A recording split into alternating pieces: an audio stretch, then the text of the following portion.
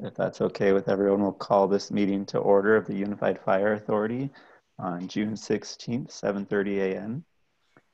And as of a few minutes ago, we didn't have any emailed public comment, but I guess we can check those attending online and see if there's any public comment.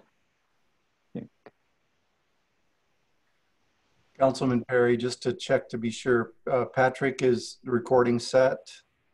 Yep, it started. You're good. Oh, yeah. Thank you, Patrick. Okay. So I don't hear any public comment online as well. So we'll go ahead and continue on to item number 3, the minutes approval from the May 19th meeting.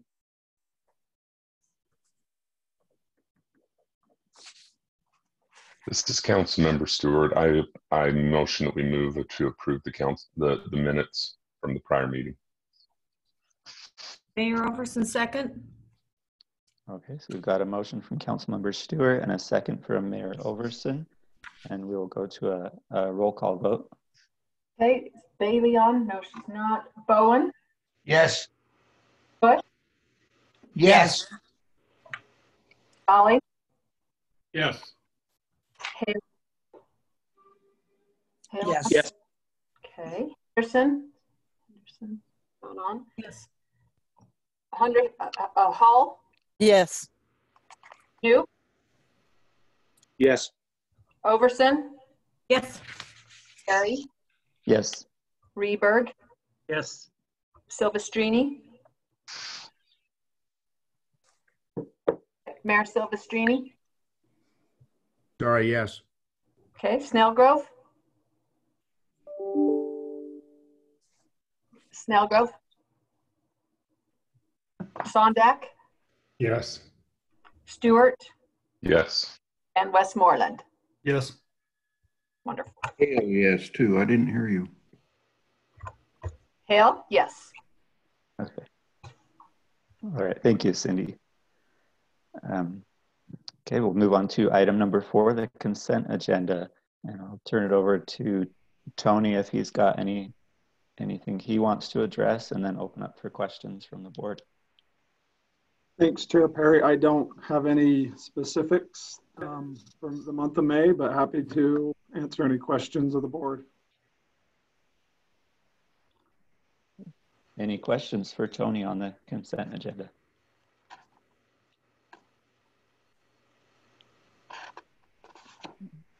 If not, we could look for a motion to approve the consent agenda items as submitted. Jeff Silvestrini, so moved. Mayor Daly, second. A motion by Mayor Silvestrini and a second by Mayor Daly. Any discussion on the motion? If not, we'll go to a roll call vote. Bailey?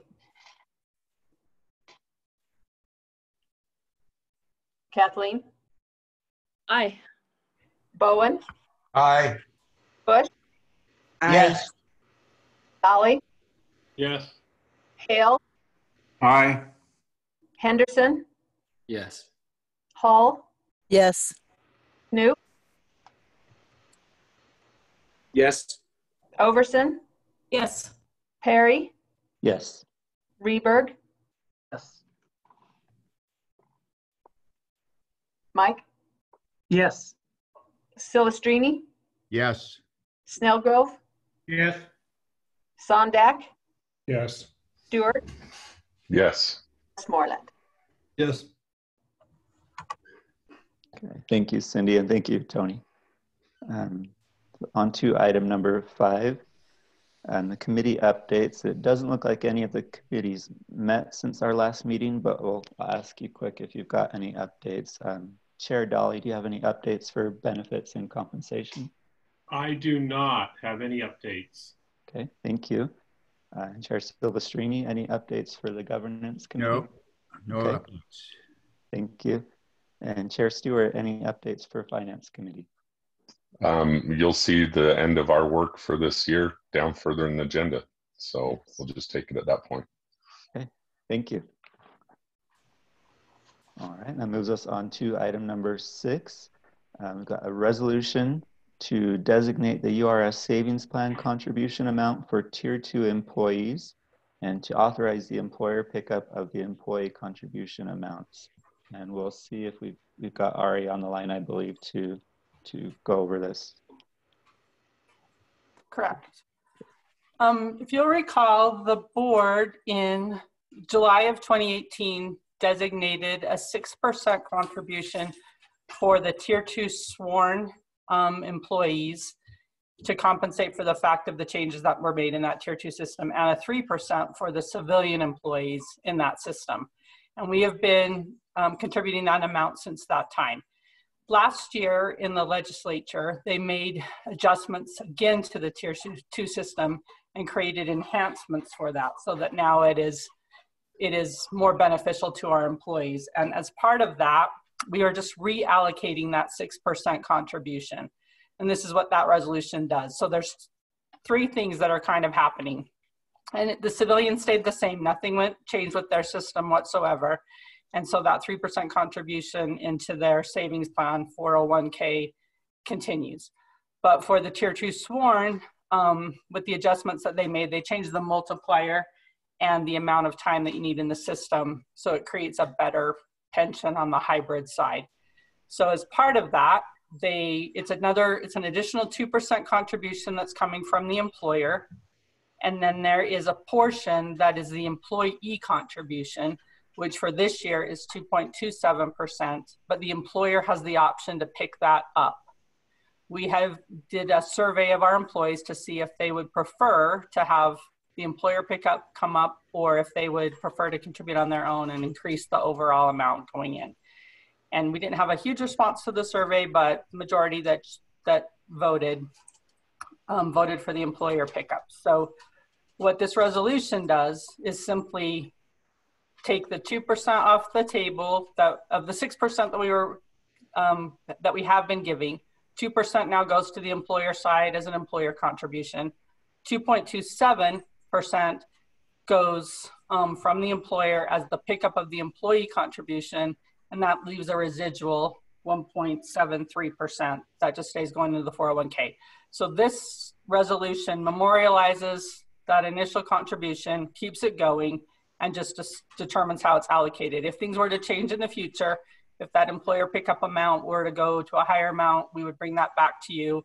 You would do that. If we were to change anything about the overall 6 as part of the budget process, that would come back to you too. So this is kind of a twofold resolution to memorialize this, and then for URS, they need it to process the employer pickup part. I know that's pretty confusing, so let me know what questions you have. All right, just to clarify a little bit. So my understanding is because we had made the change before to pick up some of the difference, at this point, it's a budget neutral shift just to... Totally correct. We're still contributing exactly what we were. We've just reallocated the way that that's divvied up. Okay, thank you. Any questions for Ari from the board?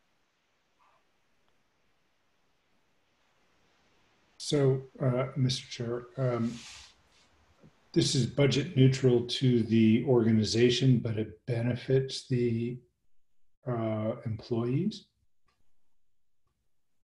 The system itself is enhanced, and that's the benefit to the employees.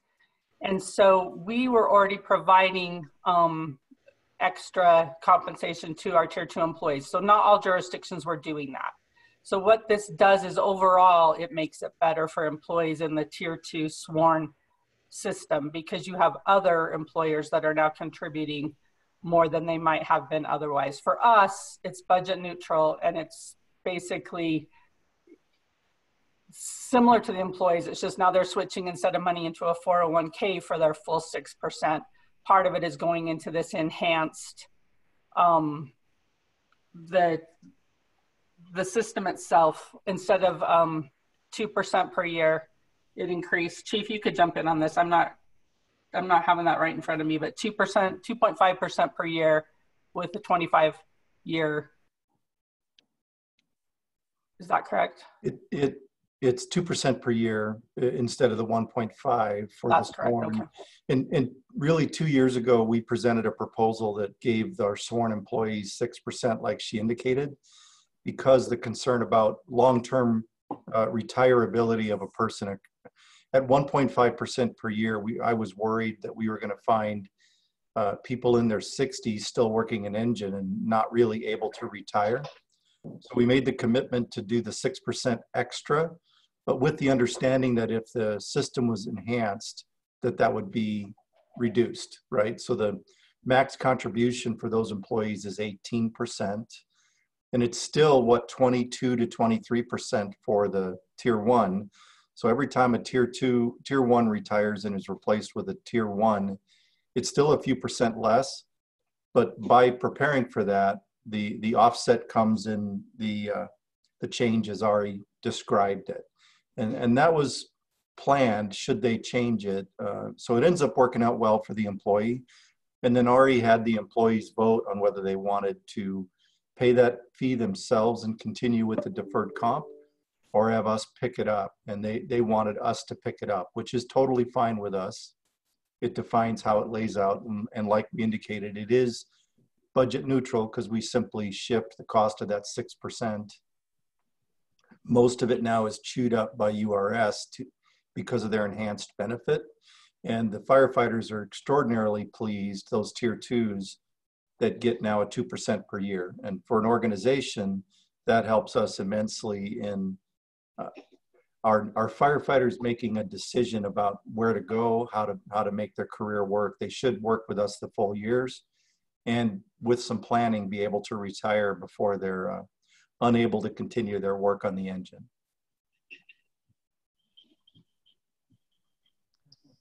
Thank you, Chief. Any other questions for Ari or for Chief? And seeing none, we'll look for a motion, a decision on Resolution 06-2020A.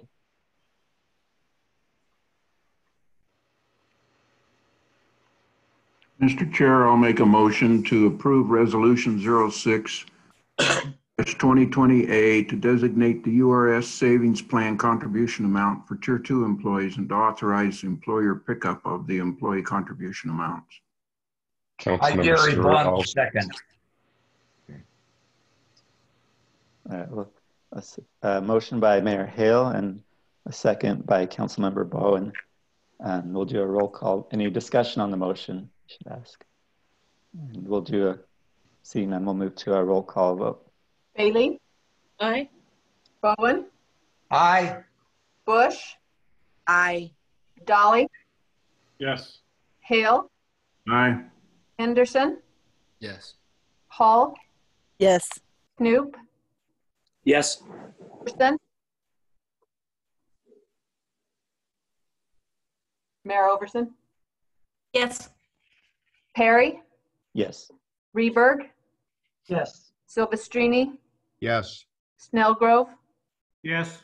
Sondak? Yes. Stewart? yes. Westmoreland? Yes. Okay, looks like that motion does carry with all in favor. Thank you, Ari. Thank you, guys. Continue on with item number 7, discussion on the fraud risk assessment as well as the state auditor online training. Tony. Yeah, thank you again, Chair Perry. So board members, this is just a follow-up to what we talked about last month. If you recall, we reviewed the fraud risk assessment documents that the state auditor had put together, and we had a low score is where we were sitting. There was the one item having the board members complete the state auditor training at least every 4 years. And we talked about if we were able to accomplish that line 2, we would move ourselves to the very low. And so, again, this is just a follow-up. We've heard back from many of you. Cindy has. Really, this is just an opportunity to remind you, if you haven't, to go out and do that training on the state auditor's website and let Cindy know. Like I said, many of you have already done that. And then also just give each of you an opportunity if you're having trouble doing that. If you want to ask questions of either myself or Cindy or other board members, we can help you, point you in the right direction on that training. Yeah, thank you, Tony. And Cindy did send a link to that a couple weeks ago, to that training on the state auditor's page. I actually completed mine last week, and for those who haven't, it's pretty straightforward, pretty simple. You watch several short videos and take a short quiz after each one. It's something you can kind of do over time, do each video individually, or just do all at once. And it'll take an hour, hour and a half, but it's not too complicated.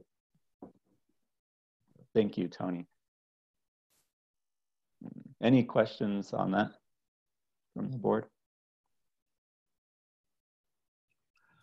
Okay, so we'll move on to then item number 8.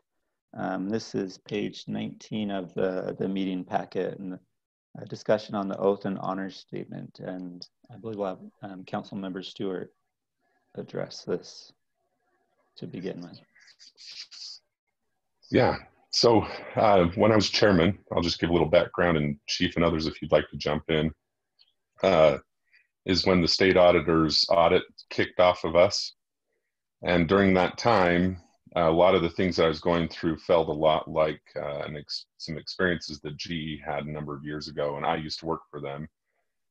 And it was a spirit in the letter. And basically, I drafted this in 2017. It was called the Oath and the Honor. And basically, it was a statement that all of us as board members, as well as employees, would subscribe to, that actually set kind of the parameters of how we operate. And my hope in providing this was that we would be able to say, hey, you know, just because something's not mentioned in policy, because that was one of the major findings, that we would still have an obligation to look into and address and empower the individuals within Unified Fire Authority to take action. And so that's really, you'll see 3 statements in there that basically we as a board, I personally in the statement at the time had said that I take the oath and honor, and that I would go ahead and provide channels for individuals to speak up. If it didn't look right and didn't sit right, increase the availability of chief, staff, and board members as it relates to routine meetings. And then the third was a renewal and a commitment to the integrity of this organization and to further assist in resolving issues with policies. Those were the primary statements. My hope was that we would be able to move forward with that. And through the course of things, I feel like we have done that, but I think that this statement would take care of one additional item that shows up on the auditor's report. Chief, Tony, Brian, I don't know if you want to add any more to that. I know that you all were side by side with me through this, so. You know, I can comment just that what evolved from that was an early discussion in fact, in my first month of, we had not had an oath statement at all on the board. The employees were taking an oath, but the board was not. We did adopt an oath in September for the board, and you all have taken that oath. We talked about doing it every year, but there was a decision last year or the year before that it would only be for new board members. We issue the oath to our employees at every promotion opportunity, but not annually. So the oath and honor statement would be not difficult at a board level. Having everybody do it every year would be difficult with employees. Doable, but not that they're not committed to it. I mean, I'm not saying that they're not committed. It would just be the tracking of that if we choose to do it. We could make that happen though. And I think that the dialogue that Councilman Stewart brought to the board during that first year here, after reeling through the audit and the process, was pretty instrumental in our path during that year of adopting new values, a new oath, a new budget process, open transparency. I agree that we've met these things, but it is good to put it back on the table and see if you as a group would like to push this oath and honor statement that was delivered back in February of 17 through the organization in the way Councilman Stewart describes.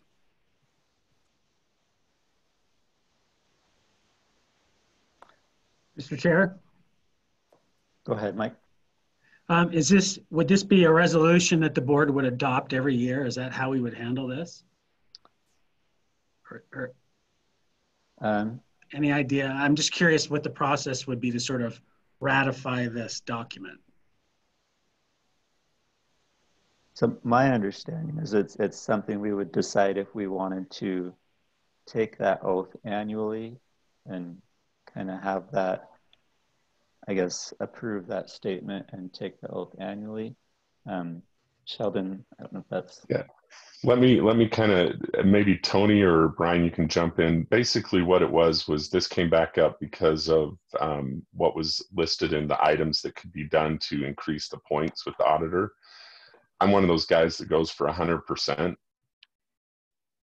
on everything that I do, including my tests. But this is one thing where I felt like by doing whatever we could do either or through that to satisfy the statement. So Tony or Brian or Chief, I don't know if you have that statement.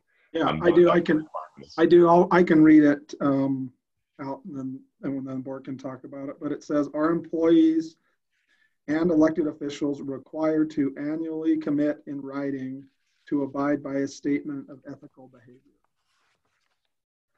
So that's where I think I'd go to Brian probably to say, hey, would a resolution have that? And then 3 different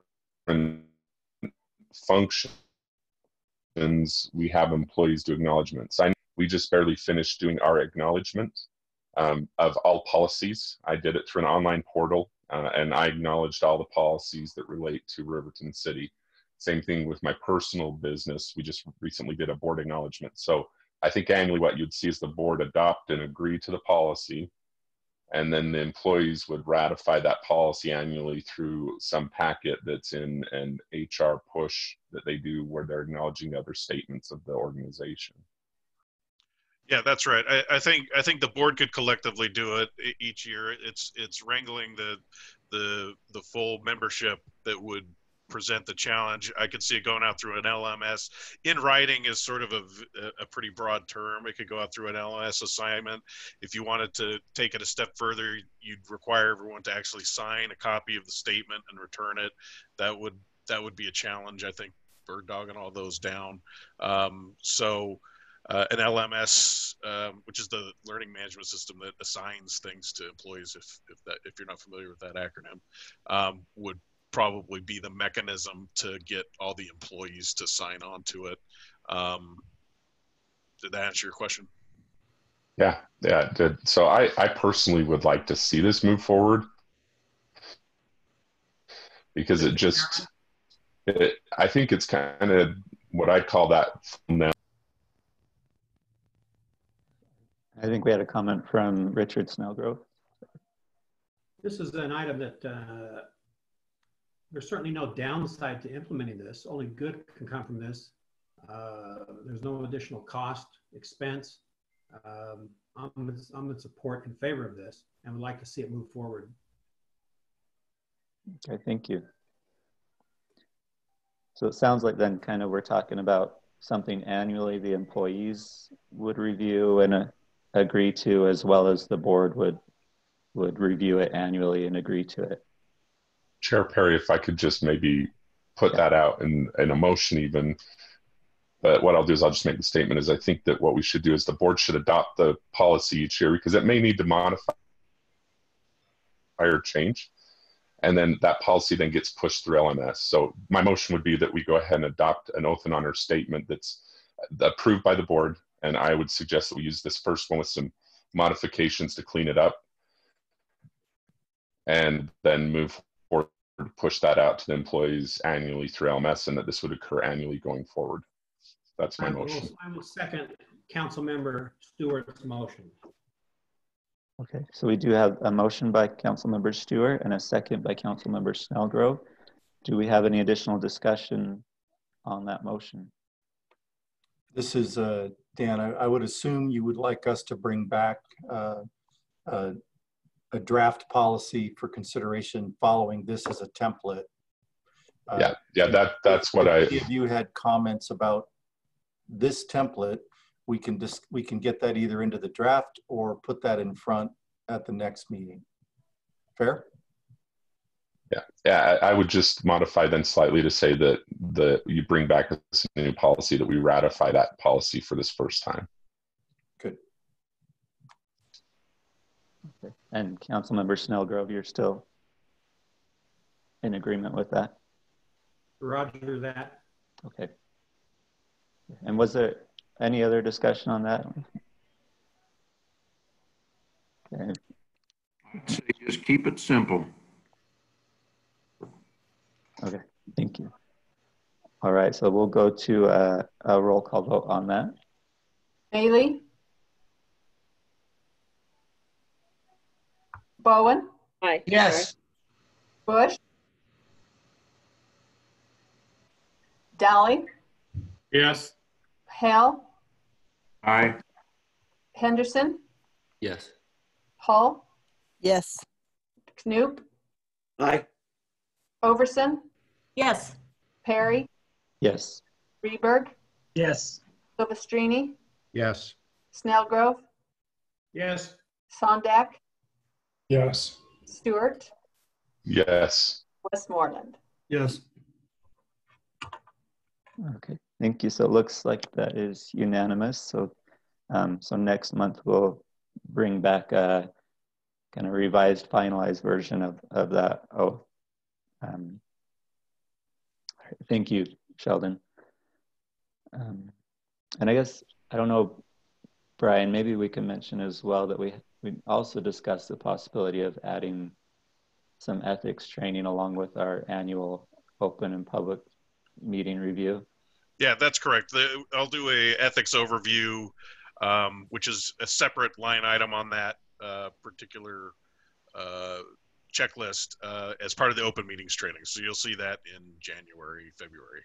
Okay, thank you. All right, so we will move on then to item number 9, the COVID-19 expenses and reimbursements, and Tony will address that. Yes, thank you, Chair Perry. Board members, so hopefully you have in front of you on page 23 in your packet a memo that I put together. We've been talking about this for over the past 3 months as the COVID pandemic has been impacting UFA. What I wanted to do here is just provide a brief overview to the board on the areas where we're focusing on capturing some reimbursements to help cover some of the costs that we've incurred to combat the pandemic, both with our external customers and then of course internally with our employees. And you'll see all 4 of these items later on in the meeting as we have you review the budget amendments for the fiscal year. So I'll just go through this, of course, at any time. Stop me if you have questions. But we have 4 areas or 4 types of funding that we are tracking down to bring reimbursement back into UFA. So the first line is some CARES funding through HHS. This money has already been provided to UFA at a little over $70,000. And this money can be used for healthcare related expenses or to offset lost revenue in our ambulance service. And it's looking like we will have revenue loss there. And so we'll be attributing that money towards the revenue loss. So that's the first line. Again, already received that. That showed up almost immediately after the CARES package was passed by the federal government. Second item is assistance to firefighter grant program became available. And so Chief Zilkowski, before he left, headed up our request for this funding. And our logistics division has worked hard here. So at this point, we've requested about $125,000 for PPE equipment is basically what this grant can be used for. and we've split that over a couple of fiscal years. The first 66,000 is expenditures that we've already made that we needed to make immediately as this pandemic hit, so that we were stocked up with PPE. And so that's a 90-10 split. We haven't heard back yet. We submitted this probably a month ago, and now we're just waiting, and hopefully we'll be getting good news on this grant. But again, it will help offset some of the costs of the PPE. Third funding mechanism is a public assistance program through FEMA. We'll be using this money for, it's a 75-25 split, using this money to help offset some of the personnel costs that we've incurred because of COVID. So we put together an IMT, and so this funding will help offset some of the overtime costs for them. And then back in, I believe, April, the board approved a leave policy. So if we have any employees that have been tested positive for COVID or aren't feeling well, or possibly have been through contact tracing and had COVID exposure, we put them on leave, and we're going to be able to hopefully through this grant recover some of the backfill costs for those employees who go on leave. And so really there's two main sort of avenues on the FEMA public assistance: help pay for our IMT and the work that they were doing and continue to do, and then any backfill for our staff who go on COVID leave.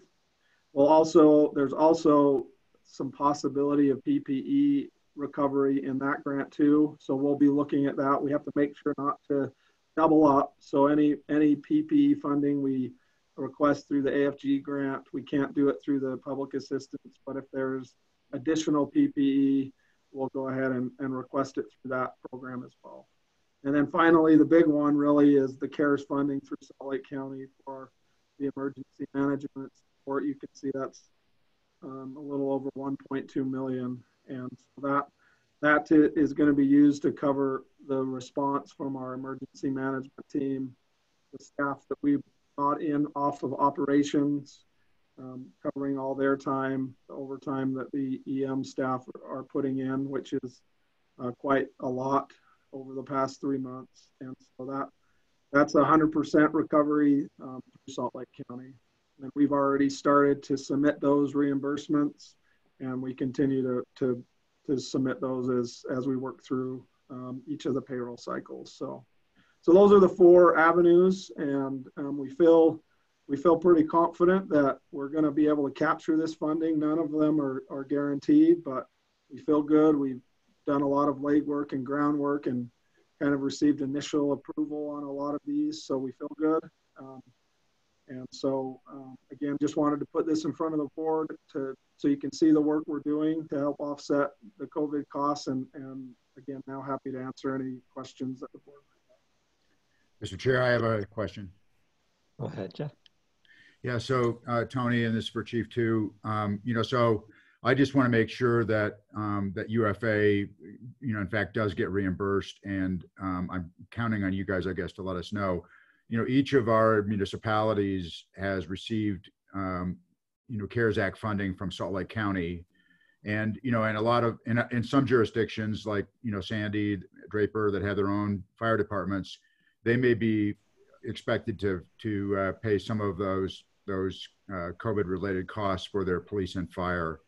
I know that there are other sources, and they'll probably pursue those as well. But I really am just looking for what you guys think about whether our municipality should plan to reserve some of that funding for offsetting expenses that UFA incurs relative to the COVID issues, or whether you think you'll recover, from other sources, because all of us are planning, we reimburse the expenses we have, but then, this money is also available for economic stimulus and things like that. And I just want to make sure that we kind of are all on the same page, since our organization is unique and that it's comprised of a number of members. Should we be counting on a contribution to offset additional expenses UFA has incurred? Well, that's a really good question, Mayor Silvestrini. And we reached out to to mayor's finance over at Salt Lake County and asked that exact same question, if UFA would have access to any of that funding. We were told that that money is going to the cities and it's really just pass-through money that you're going to be passing on to cities. And so that there really wasn't any available for the UFA. And so that's, again, what we've been told. If it's different and you have that money that's available through your cities, then we probably need to have a discussion about that, because, you know, that would be a better avenue for us instead of this FEMA public assistance program, because it's at 100%.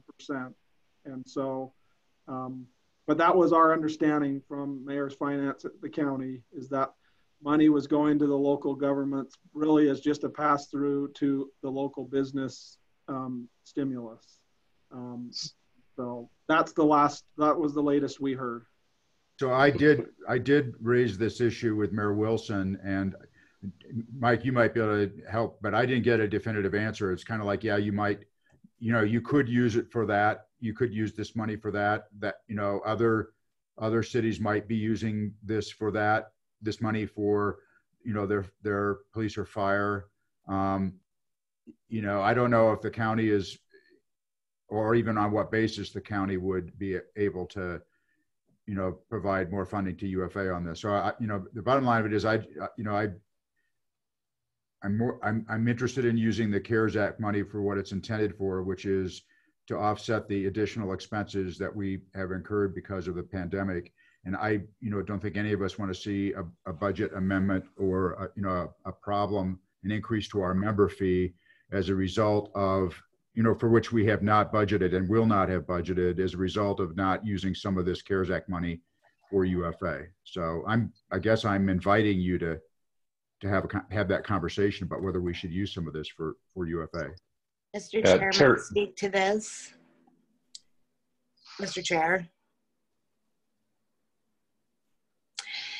So Mayor Silvestrini, I do know that Congress right now is working on something like this. I just asked this question not too long ago. I do know that money is going to be issued for districts, because I had actually asked this on our care funding if we could distribute this to both UFA and UPD. And I was told to hold on because there would be money that would be handed down that we could actually distribute to both UFA, UPD, and any water districts if they needed it. So I was asked to hold on. So I don't know if that helps. You may want to go really back. Quick. Yeah, it's a bird in the hand question. We don't know that we're going to get any more from Congress at this point. This is what I was Chair told Perry and okay, Sheldon, go ahead. yeah, so just really quick. So this distribution, does anybody have any calculation how that's coming to the cities? I'm just curious. It's a population-based formula, Sheldon, and you know, Riverton's probably already been told what it's getting, and is already, you know, the interlocal agreements have already been sent out for that. But the distribution was based upon a population formula. Because our very next item is reduced in funding to the canyons, a reduction in funding to the canyons. So. Mr. Chair? Go ahead, Mayor Sondak. Yeah, the town of Alta received about $12,000 for this distribution based on the per capita allocation that Mayor Silvestrini was talking about. Our out-of-pocket costs are about $20,000. So we do not have, just to take one example, excess or additional distributions to be allocated for other than our own costs at this point. Okay, thank you. Well, Mayor Silverstreet, what I was saying is that this came from Mayor's Finance, so I would just, you may want to go back and ask, because this was a conversation I just had last week with them. Mr. Chair, I've spoken to our congressional delegation in the last week, and a couple of our representatives and one of the senators, and it is not a sure thing that we're going to get any more money directly to our municipalities. Yeah, I mean, Trishul, go ahead. Yeah, and in regards to the canyons problem, the money can't be used to make up revenue shortfalls. So it has to be directly COVID related, and I don't see how the canyon piece would work with that. Yeah, I mean, so ultimately there's still a lot of unknowns and a lot of, no guarantee that there is additional money. But we do maybe still need to clarify the question of how that money can be used. If cities do have money available, if it can be used toward UFA, or that's something we still need to look into a little bit more, sounds like. Mr. Chair, if you don't mind, I'm just willing to offer that Eagle Mountain is perfectly willing to cooperate with UFA on channeling some of those CARES Act funding funds to COVID-related expenses in UFA. So we will be receiving funds, and so we recognize that that's what they're intended for COVID-related expenses. So we're quite willing to cooperate. Yeah, and as was mentioned, every city is going to be in a different circumstance of what expenses they've had and what they receive in funding. So I think that's something that we'll just have to take a step at a time as we go forward and figure that out.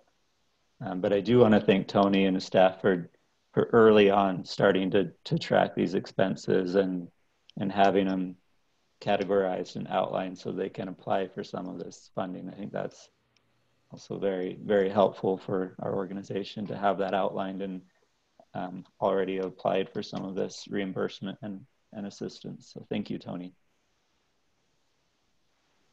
Just as what we'll do is we'll keep tracking what we don't receive, but it would be really good for us to keep pursuing the funds that we've identified, the resources. And then we'll just keep sharing with you what that gap looks like. And then as a group, you can decide kind of how we go about that. Okay, thank you. I just want to I recognize, that different communities are different, but I think it's something to keep in mind. If jurisdictions have CARES Act funding, this is what it's for, as Mayor Westmoreland said. And, it's not going to be, the department is going to incur these expenses and they're going to have to be paid. So it would be prudent, it would be fiscally prudent for municipalities to keep that in mind as they're planning how they spend these funds if they haven't already expended them, because the bill is going to come one way or the other. Okay. And whether it comes in the form of a additional member fee, or whether it could be, if it's COVID related, it can be paid out of these funds. So, but each of our jurisdictions may have to ante up otherwise if we have expenses that, that are related to the pandemic, like overtime and things like that. So. And I completely agree with Mayor Silvestrini, which is why this came up in a conversation last week and we want to, make sure that our, the emergency services are definitely taken care of. So I completely agree with you, Mayor Silvestrini. So if you let us know, and we're in a position, Kearns is in a position that we would absolutely contribute if you let us know. So where we're at. Barry, is it okay if I weigh in?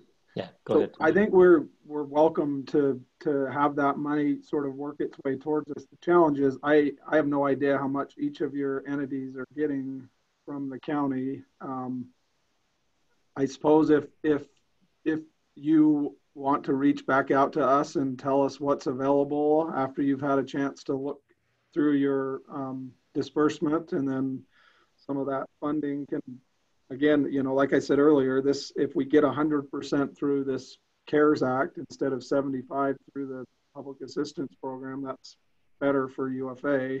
And so So I'm not sure, again, I'm not sure how to best move forward. I mean, we'll continue to track these, and I guess at some point we can say, well, we have 50,000 or 100,000 of still outstanding COVID expenses.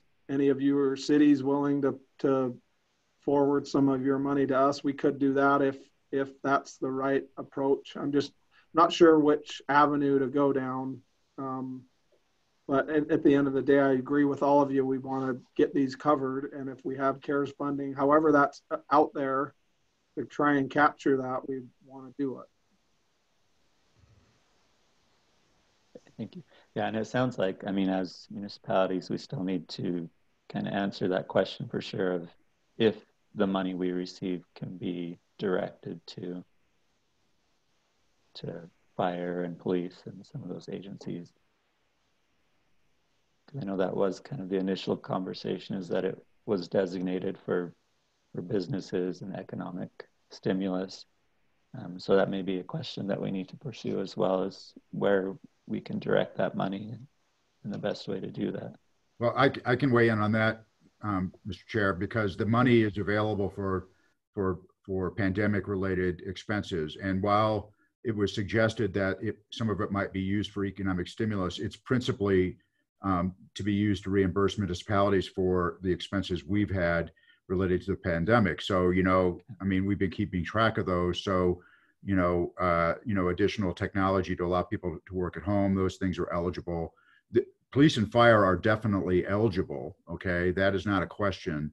I'm just suggesting that that is something that we're going to have to pay. If it's 30% of the bill or whatever, it's going to come into our budget. And it only makes sense to me that be paid ratably based upon some rational, formula about what we pay, what our member fees are. And, because I know that I appreciate what Tony's saying. I mean, I might want to make a contribution on behalf of all of you, but I'm not sure that my taxpayers would appreciate us paying a disproportionate amount. So, Tony, we need to know what you think is going to be the shortfall and break that down according to what we pay in member fees, and be given some kind of a update on that, so we can plan for that. That's what I would suggest that you do. Okay, we can do that. Okay. If you don't mind, Chair Perry, I can just add the perspective from Utah County. In Utah County, the economic stimulus funds and the COVID expense-related funds have been separated out. So they're in two different categories and two different allotments.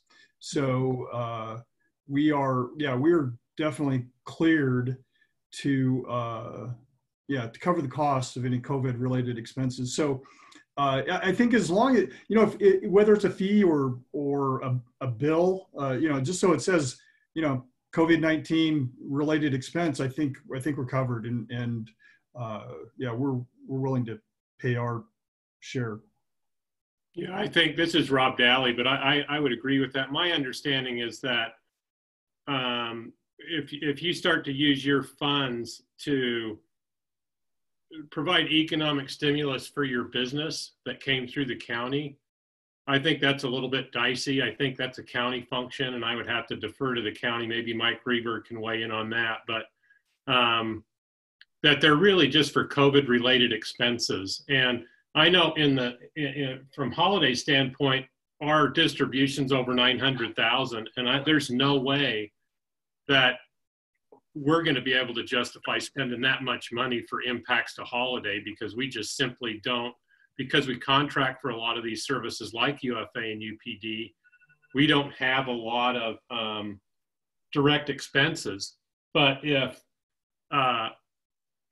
there's a lot of matching, that there's going to be a shortfall in matching funds to UFA, which is what I think Mayor Silvestrini is alluding to, and our member fees are going to go up to cover those shortfalls. I think that would absolutely be a justified way to spend those funds. And so we would be, happy to contribute out of our distribution to that. But I just want to make sure, as I think the chair had stated, that our assumption's correct, that we can use the funds for that.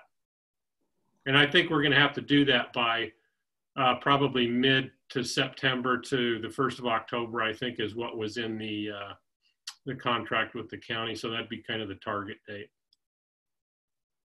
Thank you. I do see Mr. Chair, a note.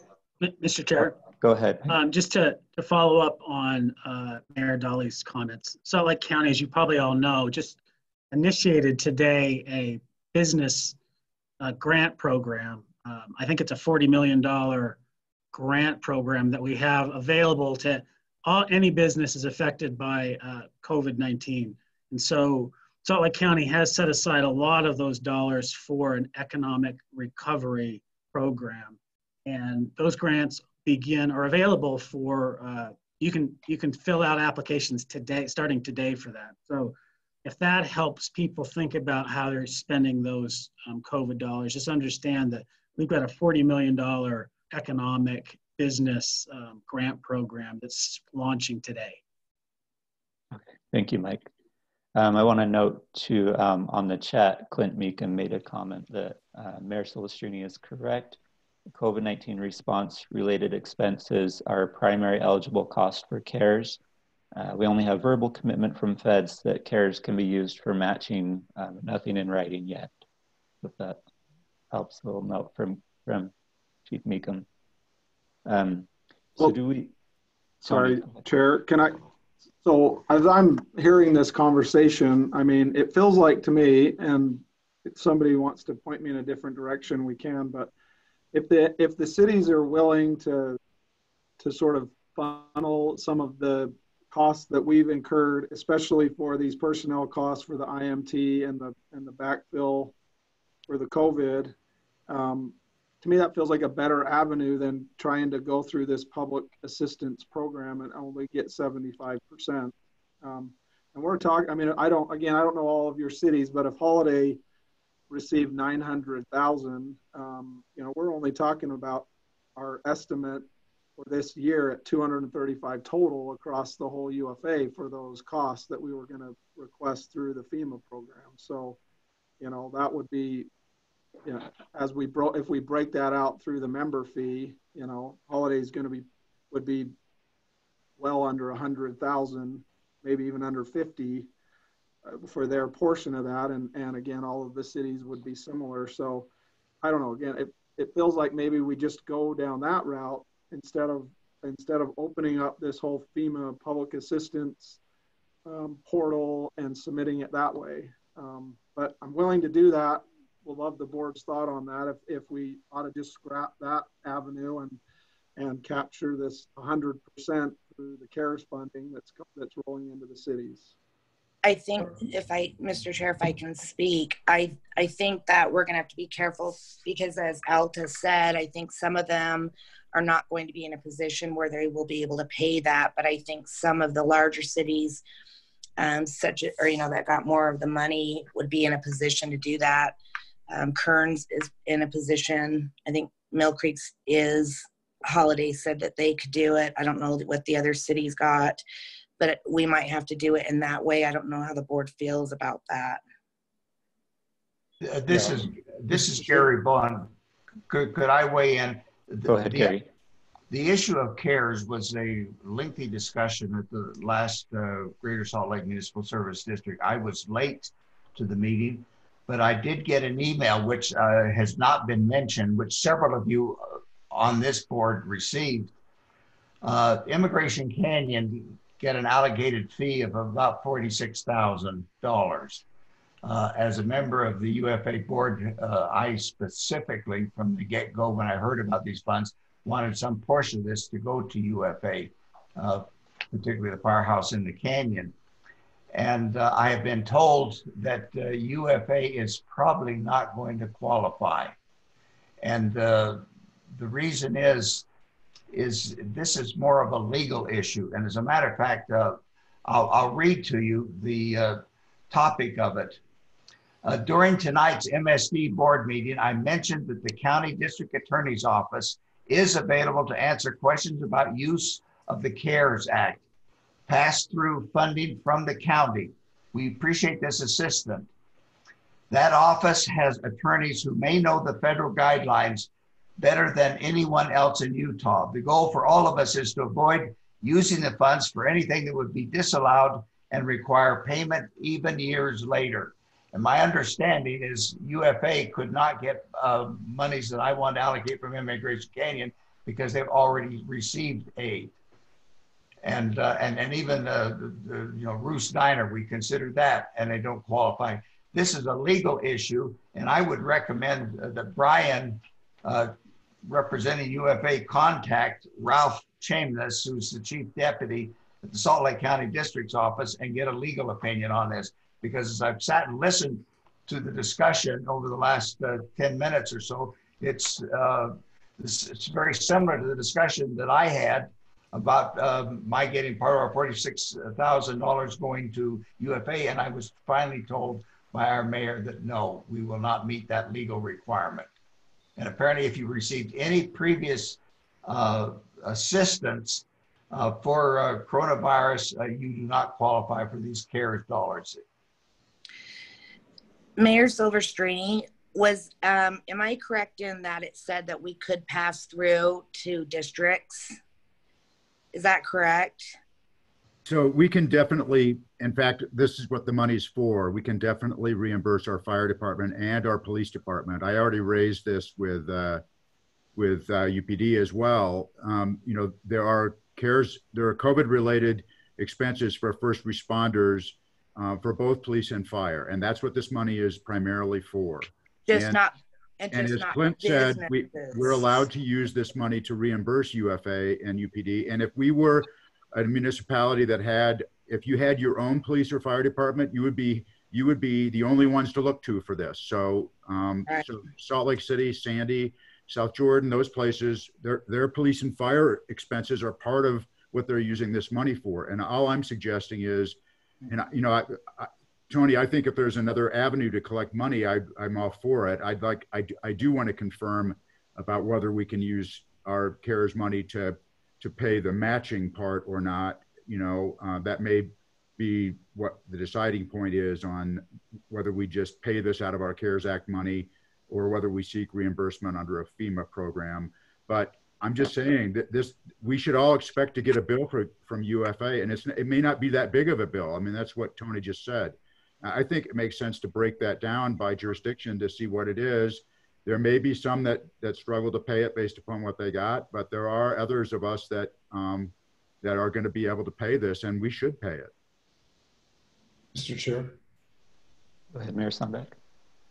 Yeah, I agree that this has to be paid, but I think that we ought to seek all avenues for meeting these obligations. If we can get 75% from FEMA, then that only leaves 25% for us to have to pay. And I appreciate what Mayor Bush said. Our out-of-pocket expenses exceed our COVID reimbursement, and so I don't know how many municipalities are in a holiday situation where their reimbursement, where their out-of-pocket expenses are not going to meet their per capita allocation. But Alta's in a situation where our per capita sales tax contributions to the county are something like $1,500 a person, and we got $27 a person for the COVID. And it's just we are well below our distribution amounts. So I'm happy for Holiday or Mill Creek or whoever it is getting more, but I really think that UFA needs to ask for as much money from other sources first before they put this into their member fee. Thank you. Any other comments? Chair, one last thing. Dan Canoop, Brighton, we got a little under $8,000, if that puts anything in perspective. But my understanding is if this money is not used, it's pretty specific, the uses that it can be used for. And if it looks like it's not going to be able to be used in the case of, say, a holiday that's got quite a bit of money and very little expense, this money goes back to the county, and then the county can then reallocate it. So we get a second bite at this apple from the county to reallocate this money through the fall. I think the deadline's the end of the year, but but I don't think this is anything we have to resolve today. Thank you. Any other comments? Tony, does that kind of give you direction that you need to at least this I don't know, not really, because we're hearing two different things. So, so I don't know. I think to bring closure to it, we'll continue to pursue what we've got on this sheet. We'll have Brian research some of the statements made regarding legality, because honestly, we've been hearing a very different story each time we talk to the county on this issue. We've heard one time that the only thing that you can use this money for is for economic stimulus.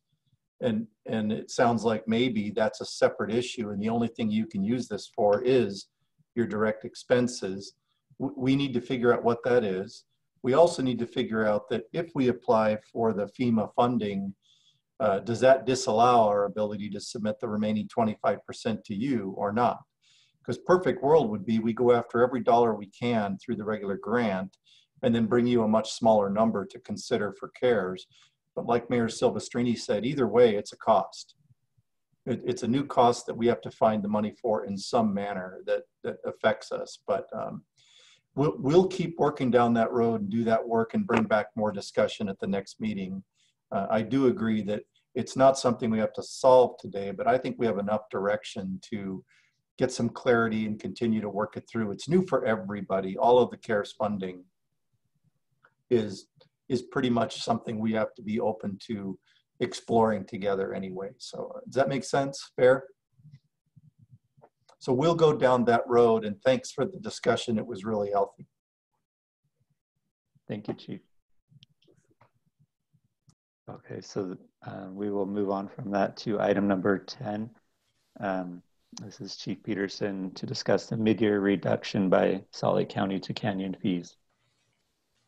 So I sent an email to everybody, and then there's a memo on page 25 of the packet that really reflects the original email.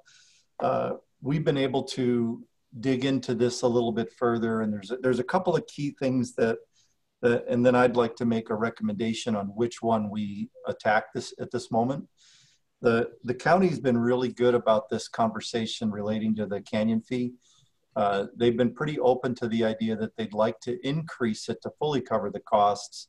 It's just like everyone, there's been unique experiences in the last 4 months, and the county's basically decided to make a 10% cut roughly, at least in this particular division. They've already offset some of that cut to the canyon fee by reducing it down to $179,000. Their intent, as indicated, has been that this is really maybe a 1 or possibly a 2-year drop. So it's not a long-term drop with that issue. And I can ask Mike Rieberg to kind of share a little of that, but what's going to come to that, because it's a one-time issue, my request is that you consider, let's just reduce the contribution to the capital fund, which impacts the ending fund balance, but it being a one-time event, it's not a long-term operating reduction in revenue. And Mike, I'll turn it to you to kind of speak to the intent of the county on this. Sure. Thank you, Chief. Yeah, the Chief is right. I think we just entered early into our budget cycle when the COVID-19 pandemic hit. And the county immediately took some pretty quick actions to try and anticipate the funding challenges that Salt Lake County was going to face. We immediately entered into a hiring freeze and started to analyze our current budgets, our 2020 budgets. And the goal is to make as many cuts for the 2020 budget as possible, so we can build fund balances in the general fund so that when we go into full budgets, our full budget cycle at the end of this year, that we have reserves set aside, fund balances, so the impacts going into 2021 are reduced and maybe eliminated. And certainly Board Member Snellgrove can engage on this. Today at the County Council meeting, they will adopt these cuts. I will tell you that we've made millions of dollars of cuts for the 2020 budget. I think hundreds of individual line items. Nobody liked it. We were asked to do 3%, 5%, and 10% cuts. Some divisions in the county have taken 50% cuts. This is just how bad it's been for Salt Lake County. And you're all dealing with that as you put together your budgets for your fiscal year. So it is a temporary situation. It's unfortunate, nobody likes it. The council will adopt these cuts today. And again, I think hopefully it is temporary. It's this one cut. We might have to deal with it going into 2021, but it's temporary. Our goal is to robustly fund the canyons. That is the desire, and we're all facing some short-term problems.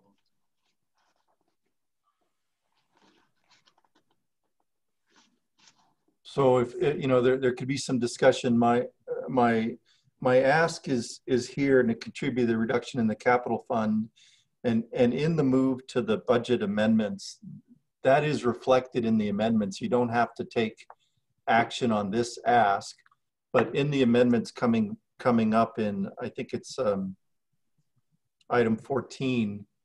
It's actually 16, Chief, when we adopt next year's budget. Sorry, in next year's budget, you can change and not follow that recommendation by simply amending that resolution when we come to it. But we factored it into this as an ask, just simply, as Mike indicated, being a one-time cost, being a one-time thing, and the desire for the county to robustly fund.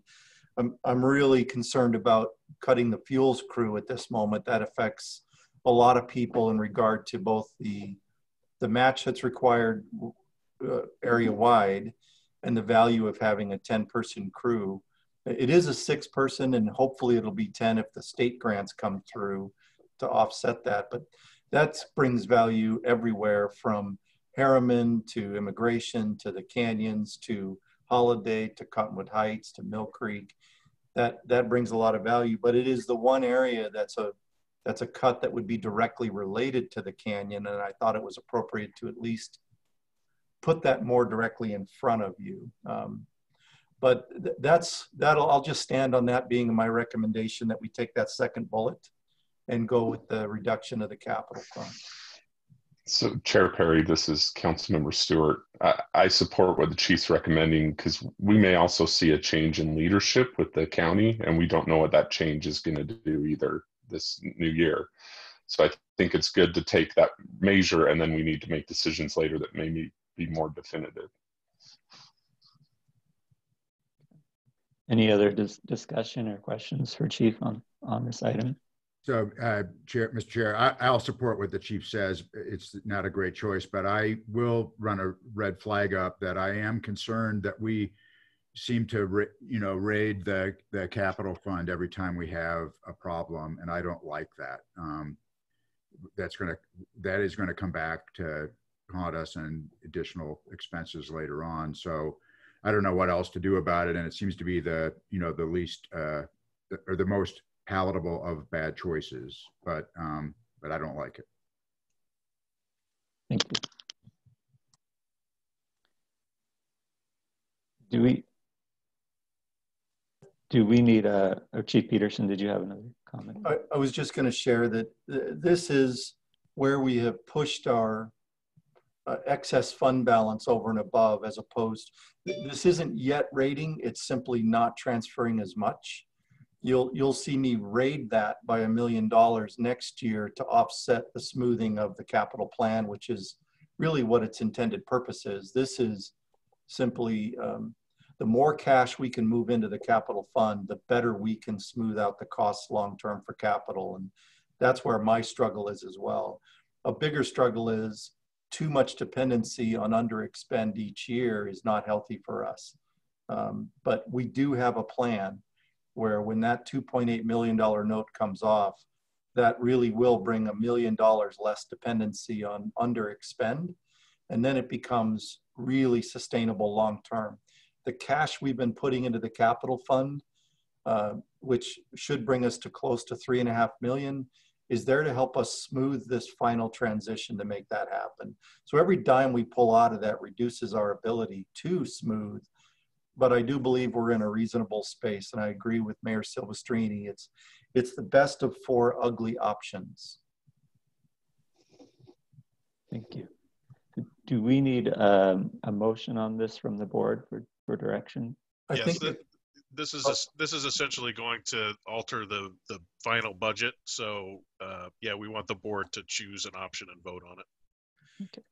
Brian, this is captured in the resolution that's on 06-2020 as an amendment to that. Does that meet it, or do you want an actual decision here? Which resolution? Item 16, page 37. The final budget adoption. It shows the reduction of the capital replacement fund as part of the motion to approve the budget, because it's amending the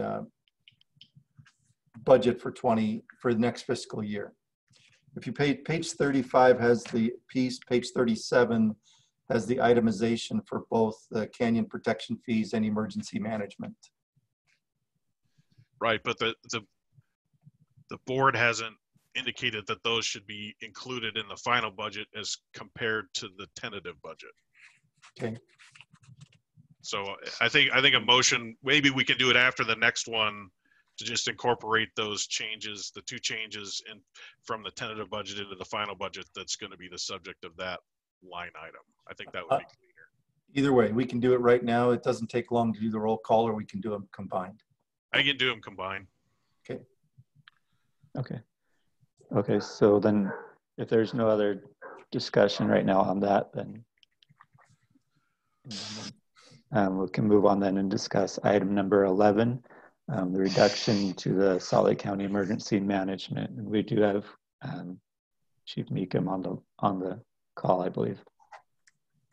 Yes, Mr. Chair, good morning, and good morning, honorable board members. Thank you for the opportunity to just bring you this informational tidbit for you. As Mike Rehberg and Chief Peterson have been discussing this morning, Salt Lake County has made the decision to make 10% budget cuts, in some cases deeper, to various departments and divisions across Salt Lake County government, and that includes emergency management. We've been asked to take a 10% budget cut for the remainder of this fiscal year for Salt Lake County, which will impact the first part of the UFA fiscal year next year. So to that end, our 10% comes to about roughly $240,000. So looking at what we presented in the proposed budget for next year, we went in and reduced, we got rid of our capital improvements projects that we had asked for within our budget for next year, UFA's next fiscal year. We reduced some of our travel expenses. We reduced some of our education and training, some of our food expenses, and some other items to meet that $240,000 mark that we were asked to meet for the 10%. Fortunately, with our current pace of operations, a lot of what we proposed to cut, we wouldn't have had time to do as we maintain and step into the sustained operations with Salt Lake County Health Department for the COVID-19 response. So while concerning and painful, as Mike and the chief said, these have been indicated to us that they will be temporary, and it should not affect our current pace of operations for the COVID-19 response. So without taking too much of the board's time, I will I will be happy to answer any questions that anybody might have regarding this 10% cut to the emergency management budget. So, and page 37 itemizes those cuts. And Clint, if I'm not mistaken, it was the 240 plus a position. Correct. In addition to the 240,000, as Chief Peterson has indicated, and as Mike Rehberg indicated, we have an open allocation that was in emergency management when COVID kicked off. With the hiring freeze, we've been asked not to fill that allocation, and that money for that allocation, benefits, salary, overtime, has been swooped back as an additional piece to the EM's budget cuts to help defray the cost of the Canyon, the impact to the Canyon fee. So that additional $135,000 is on top of the $240,000. So the total reduction is $375,000 out of the emergency management budget. But this, again, as a reminder, this is a county program funded in full by the county with expectations for performance also identified by the county. So this is really, we administer this for them. And my counsel to Clint is simply, you do everything you can with the money provided and you meet the objectives of the county. Fair, Mike, as far as a statement? Yeah, that's great. And I would just echo on that, the new allocation that has been eliminated, at least for this fiscal year.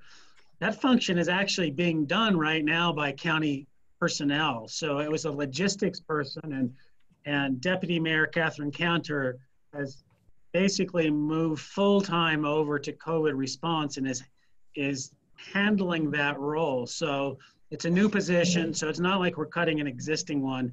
And that role is being handled by another county employee for the time being, and has been for the last 3 months. Okay, thank you. So then move, Council Chair Perry, if people look at page 37, I think a motion to meet Brian's intent could capture articulately the authorization to move in this manner to move it into the next part. Yeah, so it'd just be a direction from the board on the recommendation for the canyon fee, the reduction in canyon fee, and also the reduction in the emergency management. Just a point of clarification, and then I can make a motion. Again, this is only impacting the overall EM budget, which is a standalone fund, correct? So I'll go ahead and make the motion that we make the reduction on the earlier item from the capital, the addition to capital, the capital improvement, and then same thing as recommended with the EM budget. Mike Reberg, I'll second. Okay, we have a motion by Councilmember Stewart and a second by Deputy Mayor Reberg. Any discussion on that motion? And we'll go to a roll call vote. Bailey? Bowen? Yes. Bush? Yes. Dally? Yes. Hale, aye. Henderson? Yes. Hall? Yes. Knoop? Aye. Overson? Yes. Perry? Yes. Reberg? Yes. Silvestrini? Yes. Snellgrove? Yes. Sondak? Yes. Stewart? Yes. Westmoreland? Yes. Thanks. Okay, thank you. So it looks like those recommendations do carry. And so those recommendations can be, included in our final budget discussion today when we get to that point. We'll move on to item number 12, a discussion on the wildland program fund balance. We've got Division Chief Whittison here to discuss that. Good morning. Thank you, Chair Perry. And my name is Anthony Whittison, and Wildland Division Chief, just promoted on June 1st.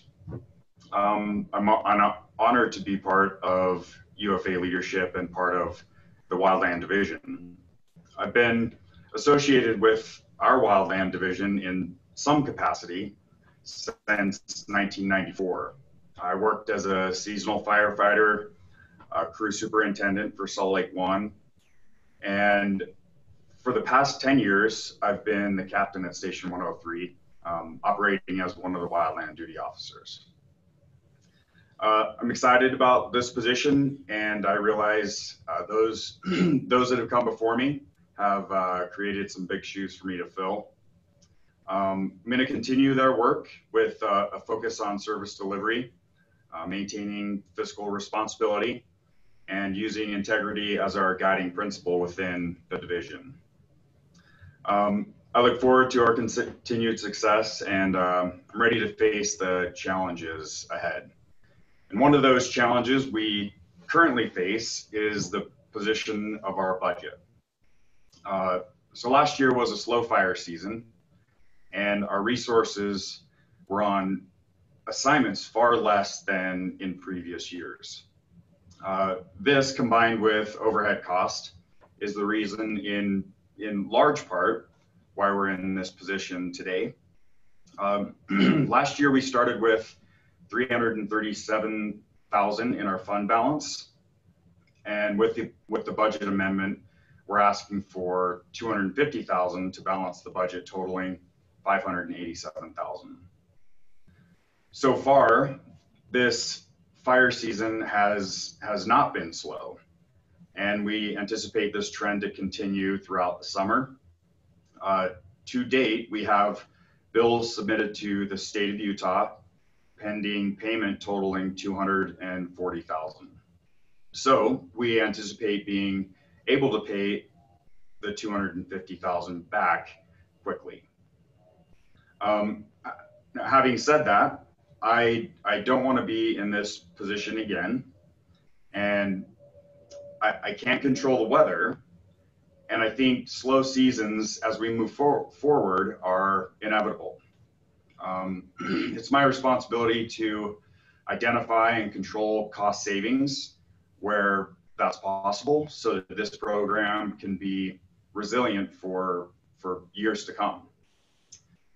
Some of the cost saving measures that have already been implemented to accomplish that goal is the fund balance. The division has been contributing to this fund for the past several years, which helped minimize the impact of the slow fire season last year. The engine program staffing was reorganized. The engine coordinator position was created using one specialist to oversee both engines, which helped in reducing our overhead costs. Non-personnel spending was controlled, and personnel costs were minimized by identifying and securing grants to work off of. And the capability of Salt Lake 1, the hand crew, was increased to Type 1 status, making it possible to have more days on fire assignments, even in slower fire seasons. So my strategy moving forward is to continue to identify those areas for cost containment that are within my control and find solutions that will endure for the long term. In the long term, and really in the short term as well, the Wildland Division provides a direct value to the communities that we serve. We focus on wildfire preparedness by providing education, and with community wildfire protection plans. We focus on mitigation by providing ongoing training to our fire personnel, and we continue to improve our response capabilities to wildland fire. But one of the most dramatic ways we can mitigate the spread and intensity of wildfire is by reducing the density of fuel. We're able to accomplish this by utilizing the fuels crew for fuels reduction work. By doing this, this improves the efficiency and safety of when we are suppressing fires. We also focus on response, of course. We have a coordinated and aggressive response to wildland fire.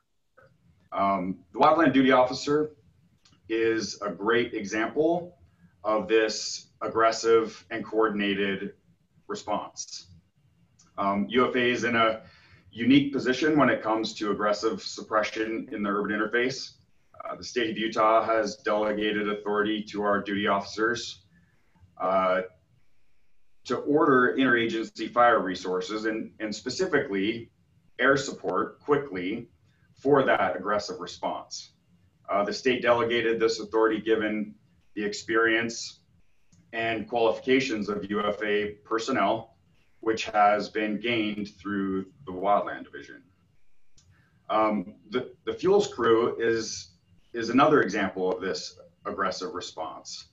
That is a 10-person crew this year, and it is a force multiplier in UFA's initial attack capabilities. Not only are they able to support initial attack, but they also make it possible for us to release our frontline crews back to their response districts for 911 calls. This is a great benefit for operations. The Wildland Division has been around for quite some time now, and because of this, we have fire personnel in just about every UFA fire station that has gained experience through the Wildland Division. They have experience with fire in the urban interface, and they have seen extreme fire behavior. That level of experience within our organization is pretty unique, and it has value that really is difficult to quantify until you actually see that experience in action, which I think if we look back into our historical fires, we would be able to see that experience in action. I am and have always been very passionate about our Wildland Division, and I'm going to continue to invest in our success. I ask you, the board, for your trust that I'll do the right thing. And I want you to know that I take ownership in our challenges, and I understand my responsibilities as a division leader. That's all I have for now, and I'll gladly take any questions if you have any. Otherwise, thanks for your time. Thank you, Division Chief Whittison. Does the board have any questions for Anthony? Chair Perry, maybe before any questions, just to kind of summarize what we're asking budgetarily, and you'll see this as we get into the budget amendments on 29 and 30, but there's really three things we're asking of the board to help support what Chief Whittison just talked about. One, a short-term loan or transfer from the general fund totaling $250,000 to help recover from the slow season, as Chief Whittison talked about last year. So that's the first thing, a $250,000 transfer that will be repaid from the wildland, or from general to wildland. Also, second, to appropriate the rest of the fund balance. As Chief Whittison talked about, they had around $337,000 of fund balance at the beginning of the year. The board's already appropriated about 100, so we're asking about another 232 to be appropriated, and then a small transfer of money from operations up into personnel to cover personnel costs. Those will be the three things budgetarily, as following up from Chief Whittison, that we will be asking of the board through the budget amendments.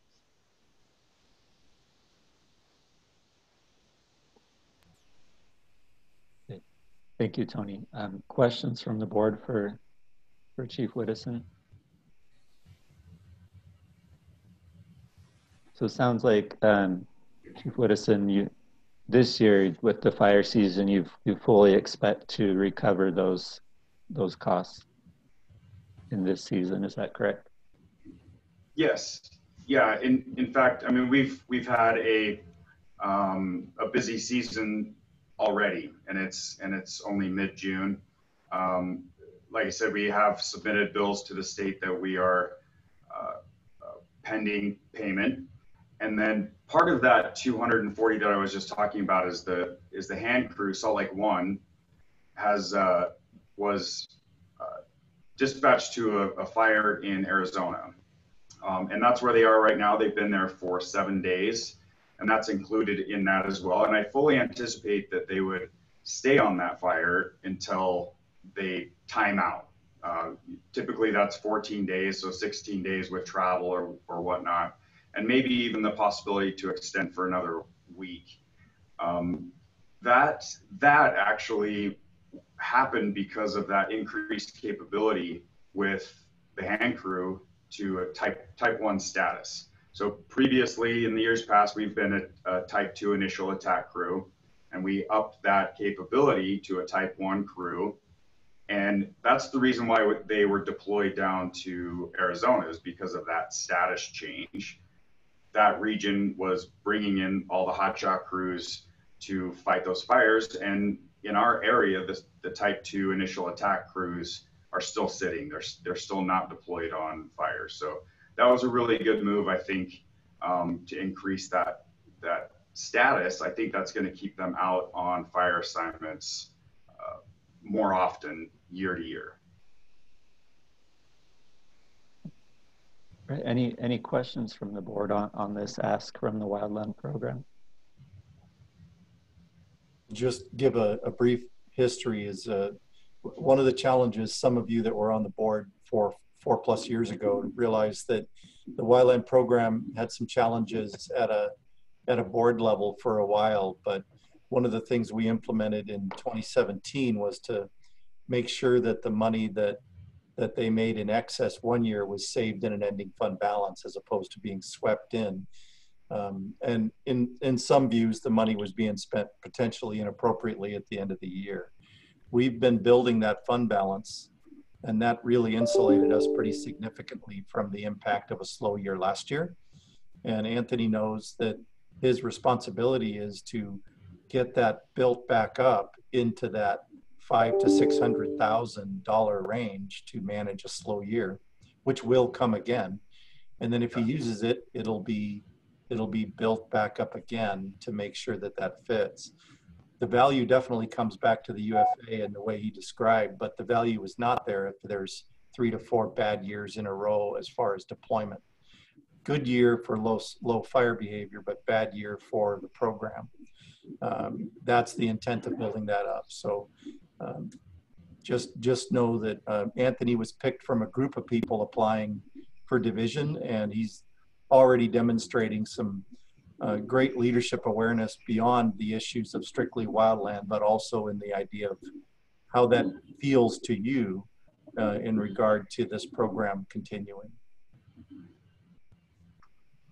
Thank you, Chief. If there aren't any other questions from the board, we'll look for some direction from the board on this request from the Wildland program.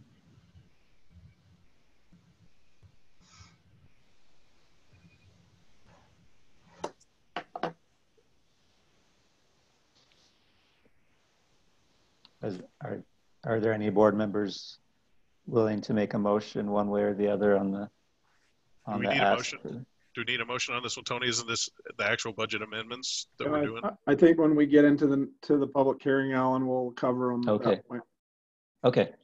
Okay. So then, if there's no additional comments then or questions for Division Chief Whittison, we'll move on to the next item and discuss that. But Anthony, we appreciate you being here and discussing that, and glad to have you in that position.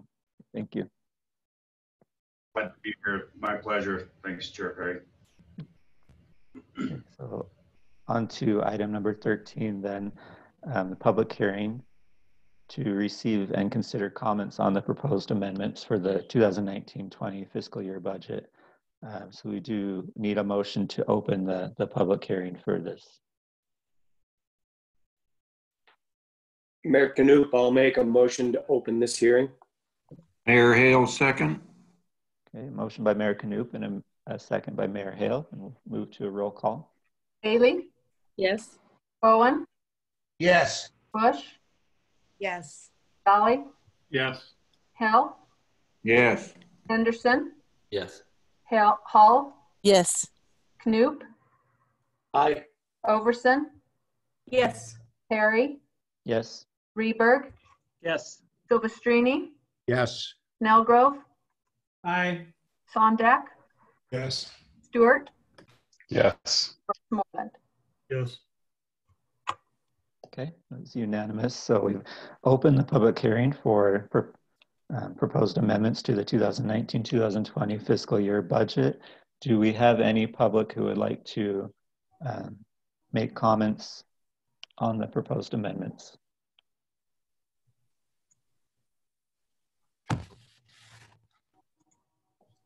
And Cindy, I assume we haven't received any emails on this item either.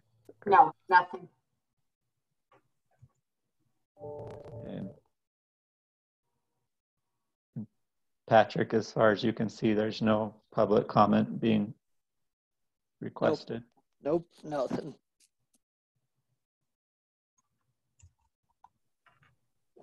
Okay. Seeing no public comment, then we'll look for a motion to close the public hearing. So moved. This is Councilmember Stewart. Second, Councilmember Hale. A motion by Councilmember Stewart and a second by Mayor Hale. And we'll roll call vote. Bailey? Yes. Yes. Bowen? Yes. Bush? Yes. Dolly? Yes. Hale? Yes. Henderson? Yes. Hall? Yes. Knoop? Aye. Overson? Yes. Perry? Yes. Reberg? Yes. Silvestrini? Yes. Snellgrove? Yes. Sondak? Yes. Stewart? Yes. Westmoreland. Yes. Okay, thank you. So the public hearing has closed. So we'll move on to item 14. Consider the resolution 06-2020B to approve a budget amendment for the 2019-2020 fiscal year budget. And Tony, do you have any? Do we need to discuss this? This Councilmember Stewart, I'm ready to make motion. Yeah, are there any questions on the budget amendments? Okay. Okay, I'll go ahead and make the motion that we approve resolution number 06-2020B to approve a budget amendment to the 2019-2020 fiscal year budget. Second, Councilmember Snellgrove. So we've got a motion by Councilmember Stewart and a second by Councilmember Snellgrove. Any discussion on that motion? Seeing none, we'll move to a roll call vote. Bailey? Aye. Bowen? Yes. Bush? Yes. Dolly? Yes. Hill? Aye. Henderson? Yes. Hall? Yes. Knoop? Aye. Overson? Yes. Perry? Yes. Reberg? Yes. Silvestrini? Yes. Snellgrove? Yes. Sondak? Yes. Stewart? Yes. Westmoreland. Yes. Okay, so it looks like the resolution passes. Thank you. And to item 15, we've got a public hearing to receive and consider comments on the final budget for the 2020-2021 fiscal year. We'll look for a motion to open that public hearing. So moved, Chair Perry. Go ahead. Oh, I'll do the second. Sondak can have the motion. I move that we open the discussion about amending the 2021 budget. Just as the second, is this the motion to open to consider the 2021 budget, right? Consider resolution 06-2020. No, you need the public hearing first. Public hearing, yeah. Yeah. So sorry, the public hearing to consider. Yeah. Yes. And I'll second. A motion to open the public hearing by Mayor Sondak and a second by Councilmember Stewart. We'll go to a roll call vote. Bailey? Aye. Bowen? Yes. Bush? Yes. Dolly? Yes. Hill? Hill still there? He's frozen. Henderson? Yes. Hall? Yes. Knoop? Aye. Overson? Yes. Perry? Yes. Reberg? Yes. Silvestrini? Yes. Snellgrove? Yes. Sondak? Yes. Stewart, Yes. Westmoreland. Yes. Okay, thank you. So the public hearing is now open for comments on the 2020-2021 fiscal year budget. Do we have any in the group that would like to make public comment?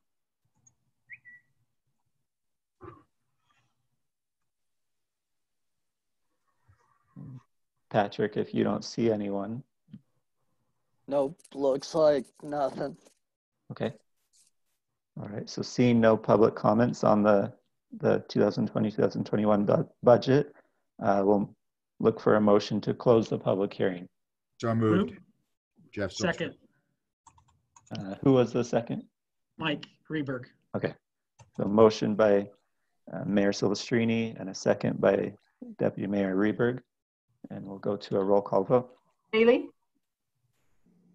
Aye. Bowen? Yes. Bush? Yes. Dolly? Yes. Hale? Aye. Henderson? Yes. Hall? Yes. Knoop? Aye. Overson? Yes. Perry? Yes. Reberg? Yes. Silvestrini? Yes. Snellgrove? Aye. Sondak? Yes. Stewart? Yes. Moreland? Yes. Okay, thank you. That closes the public hearing. We're on to item 16, considering resolution 06-2020C to adopt the final budget for 2020-2021 fiscal year. Is there any discussion from the board on the budget? Or Tony, is there anything you want to clarify or bring up? Okay. I don't know. Just really quick, a comment from Councilmember Stewart. Because of our prior motion, Brian, we can just adopt the budget as presented, right? That's correct. I put in the draft motion that that you'll be adopting the final budget as modified earlier. Okay. So I'll be happy to make that motion to adopt the final budget. I think we lost you, Sheldon.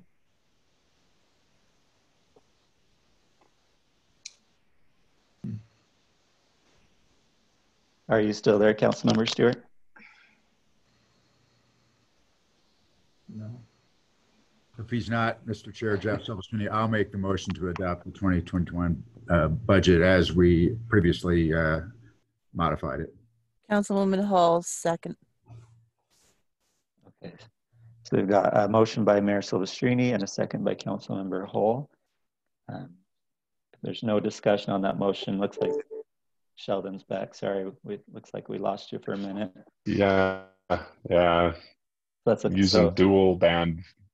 All right, so Mayor Silvestrini finished out the motion. He stepped into your large shoes, Sheldon, and made the motion for you. Yeah. Well, thank you. Councilmember Hall seconded. So if there's no discussion on that, we'll move to a roll call vote. Bailey? Aye. Bowen? Yes. Bush? Yes. Dolly? Yes. Hale? Aye. Henderson? Yes. Hall? Yes. Knoop? Aye. Overson? Yes. Perry? Yes. Reberg? Yes. Silvestrini? Yes. Snellgrove? Aye. Sondak? Yes. Stewart? Yes. Westmoreland? Yes. Okay, thank you. So it looks like the budget for 2020-2021 is approved and adopted. Appreciate all the discussion. I know that was a lengthy several items on that. So we'll move on to item 17, the Fire Chief report. Chief Peterson. So I'll start with Chief Higgs giving an update on the paramedic school. If you remember, we passed a resolution or a policy that allowed us to consider the ability to hire laterals in at the paramedic level, but Chief Higgs will share kind of the progress we've had in getting internal candidates interested.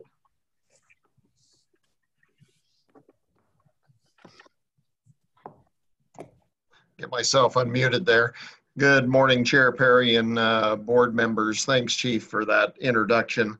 Yeah, I'm excited to just give you a quick update on paramedic school. We do have 6 internal candidates who have expressed their interest and are prepared and ready to go to paramedic school. That school will start in August.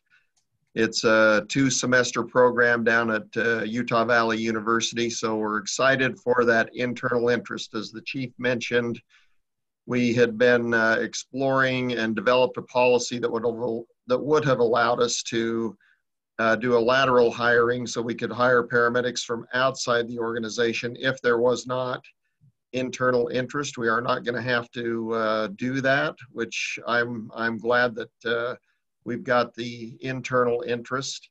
The other thing that is going to work well for us with these 6 students is the first semester they're involved in their didactic classroom phase of the training. In the second semester, they're doing their clinical rides, and those rides will be done here at UFA, and we'll be able to utilize these individuals to fill the 4th seat on a heavy apparatus as they're in that training role, and that's going to be a great benefit to us because it will allow us to save money as they complete that last semester of their training. So I think we're in a really good space, and we're glad to see, as I mentioned, the internal interest with our members to go to paramedic school.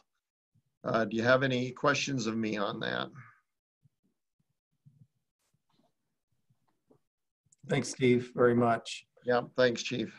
So the next one is just an update on the municipality survey. I'm going to let Niall Easton kind of chime in to encourage you and your cities to complete these surveys. Niall, it's all yours. All right, so just to give you an update, we've had 27 responses so far. Last year we were at 77, so we're lagging. The smaller cities have definitely responded. We've had good responses from Alta, from immigration. We're just lagging some in the big cities. So I'm having some of my staff compile your city councils and professional staff's email, and we'll try to hit them again. Love to see at least double that before we start really going through the results of it. So anything you can do to help push it, you'll see an email, I'll CC you, come out again to see if we can get some of those increases. The areas we really could use some help: Eagle Mountain, Holiday, Kearns, we just have the one, probably yourself. Magna, we just have the one. So any of your professional staff, city or town councils, we would love to see their input on this. Give you an idea right now, everything's pretty positive as you would expect and hope. Little bit of concern about potential for increasing taxes, would like to see that not happen. And then some concerns with, there's no concern with response time, but there is some concern with our folks stretched too thin, and little worries about coverage and the future of coverage. So just some unsettling things there, but generally it's overwhelmingly positive. So as just a brief reminder, the purpose of this survey is to get us prepared for the strategic planning work this year. We're capturing information here, we'll do community meetings, but the more information we have, the better we are at identifying our strengths and weaknesses, and to build the goals and action items and initiatives for you to consider. So we're looking to gather all information that we can and go from there. So thanks, Niall. Thank you. Appreciate that very much. And then again, in the interest of time, I'm going to have Chief Pilgrim speak real briefly, just an update on where we're at with COVID-19 response activities. Thanks, Chief. Yeah, good morning, board. Kind of as the Chief mentioned, we'll try to keep this brief. One thing I want to update you on, as you were probably made aware, right after the last board meeting, so about 3 or 4 days afterwards, we had a little bit of a spike internally within UFA as far as some of our employees testing positive for COVID-19. That happened, it was about a week or so following Memorial Day weekend, or about that time frame. Following our procedures that we had in place, we isolated those individuals, put them off on admin leave. worked with the county to do some contact tracing, and out of the individuals, we ended up testing about 59 people who had a potential contact with those employees. 6 ended up returning positive. Kind of unique to that is 4 of those 6 were all roommates living together or associating together outside of work.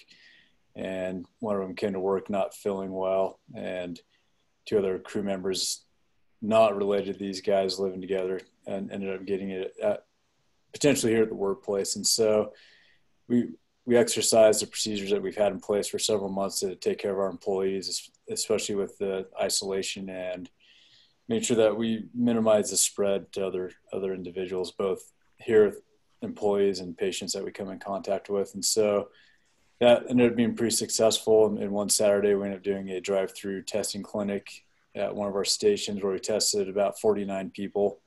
And out of that, we did find 1 positive, which is part of that 6 from that group. So a little disheartening as far as we put a lot of really good effort into it. And it's not that anything wrong happened. It was just, it showed us how vulnerable we are, especially as the county and the state are kind of reducing some of these restrictions. And, we feel a lot of that came from just external activities that, employees were engaging in, a lot of sporting events and different things they're doing, trying to get their lives back to normal. So since then, we've kept a really close eye on that. About 3 weeks post, we decided to resume some multi-company training and allow our personnel to begin, doing that stuff for the summer. Right now is we do a lot of wildland related stuff, and we want to keep our crews active and proficient in their skills. And so based upon having no further results, we've decided to slowly reinstitute that multi-company training and allow them to begin kind of doing that in bigger groups. So we have a lot of confidence in our procedures. We've gone almost 3 months with having very small numbers. Having 8 employees over that time frame has been pretty commendable. It does show that they do a pretty good job, especially at the workplace. As you guys had that lengthy discussion, the PPE and the items that we've been able to obtain and utilize and the planning we've been able to implement has, in my opinion, made a big difference in reducing our exposure, providing the best service to our communities. And so, it did cost some money. It was definitely appreciated on our end, and our employees down to the firefighters doing this job every day, they got what they needed, especially in a time where it was extremely difficult to come by some of those supplies. So we're going to be continuing to monitor this moving forward. The spike in numbers gives us a little concern. We're going to continue implementing the practices we have, and really it's going to become kind of as we keep saying, this new normal, just ensuring that we have these procedures in place long term, and make sure we're providing the best avenues to protect our employees and to continue providing the best service we can to all these communities, all of our communities. So that's about it. We're going to be having a meeting tomorrow to kind of determine the trajectory of what we're doing within our incident management team internally. But I don't foresee a lot of changing as far as our response and the way we're handling our employee exposures. That's worked extremely well. What we'll probably see is just a flattening of some of the overhead and administration that, it's not really costing the organization any money because we're doing this in conjunction with our normal jobs. So we've been able to streamline that and cut that back quite some time ago. But we're always looking for ways to make sure that we're being, effective and productive and efficient. So that's kind of what we have for the update now. I don't know if you have any questions as far as where we're at, but we're in a good place considering what's been going on locally. So. Great. Thanks, Riley, very much. The last item I have is to discuss, I'd like to propose that we come back into in-person meetings next month. I recognize that some of you may not be able to do that as easily, and I think we can integrate in a combination of Zoom and in-person, but how do you feel about the potential of back to an in-person meeting?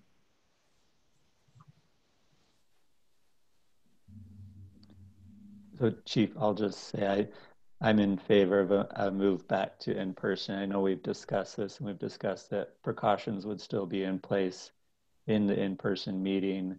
with spacing and with attendees, and there would still be a continued option for, especially possibly the public, to submit comments or attend virtually. So I think if we can figure out some of those details, I'm in favor of returning to in-person. How other board members feel?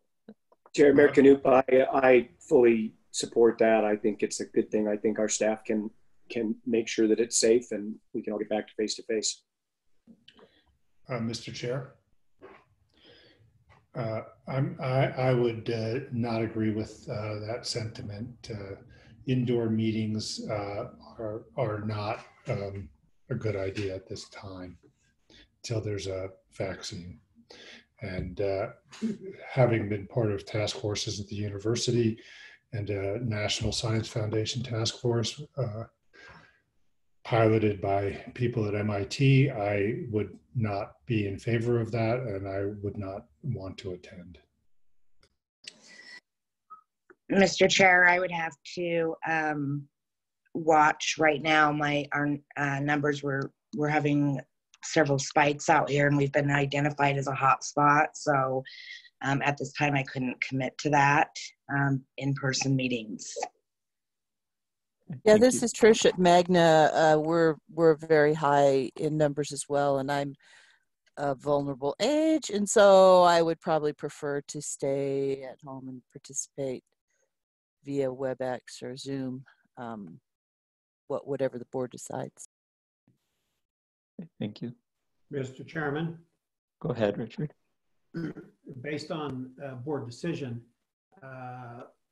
probably needs to be made aware once again that if we do go back to meeting in person, board members, depending on their comfort level, which I totally understand and respect, because I'm at that vulnerable age also, but board members would have the option to participate electronically as they did prior to the pandemic. So I wanted to make that point clear.